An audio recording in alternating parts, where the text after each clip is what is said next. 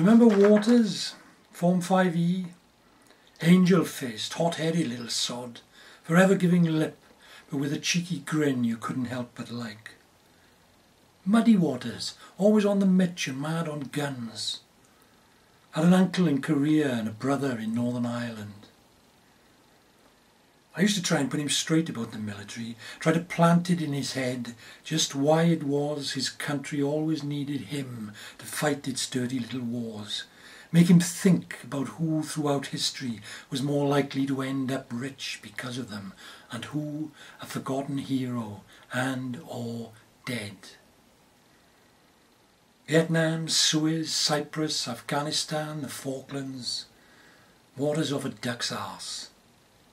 He wanted action, adventure, travel, friendship and a steady job.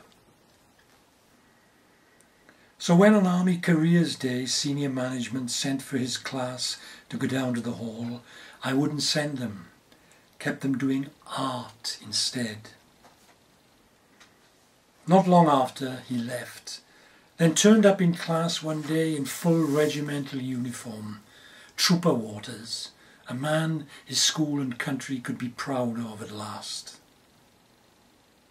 The kids stared in awe and admiration as at some god, but I saw only a naughty schoolboy under the khaki, troubled Waters, the smart aleck kid grinning outside the headsroom waiting for the cane, under a hoodie dashing across the yard mid-lesson and disappearing through a hedge.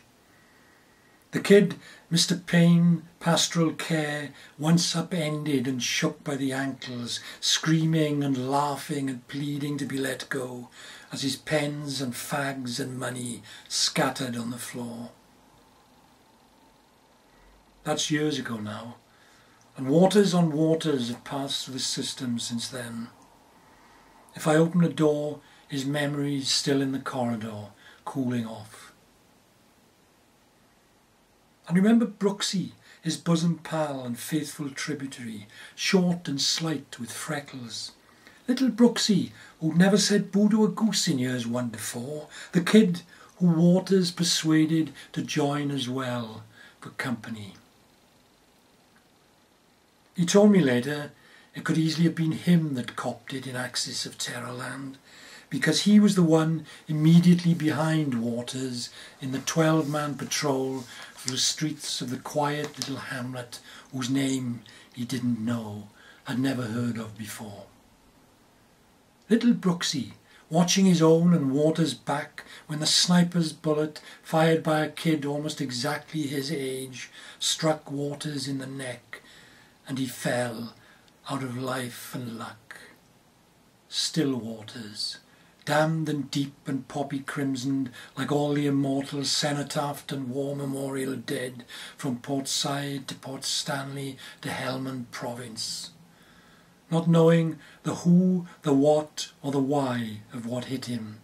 Not knowing the politics of the pen, the bullet, or the buck. The simple truth from the spent lie.